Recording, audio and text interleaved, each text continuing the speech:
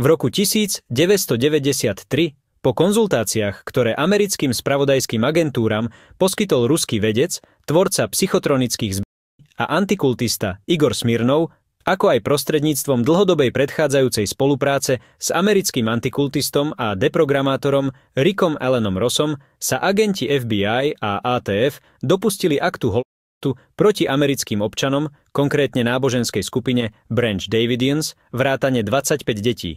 Medzi nimi dojčatá a batoľatá do 3 rokov. Počas celého obdobia mučenia zo strany spravodajských služieb bolo oficiálne deklarovaným cieľom operácie FBI zachrániť deti, ktoré boli so svojimi rodičmi na obliehanom ranči Mount Carmel. Igor Smirnov bol synom vysokopostaveného sovietskeho dôstojníka Viktora Abakumova, šéfa Smerch v rokoch 1943 až 1946 a ministra štátnej bezpečnosti MGB v rokoch 1946 až 1951 za Jozefa Stalina. Svojho času Smirnovov otec inicioval operáciu Sever o hromadnom premiestňovaní podporovateľov organizácie Jehovových svedkov, ako aj predstaviteľov iných náboženských združení a ich rodín na Sibír, ako sa spomína v dokumente The Impact. Napriek svojej vedeckej činnosti mal Igor Smirnov, rovnako ako jeho otec, antikultové názory, ako napísal vo svojej knihe Psychoekológia.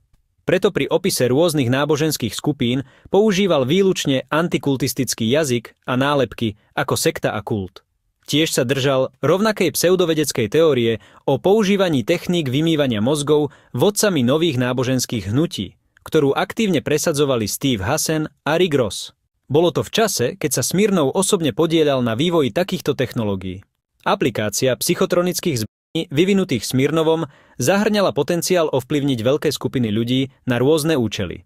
Napríklad na podnecovanie masovej agresie v dave alebo naopak na upokojenie verejných nepokojov.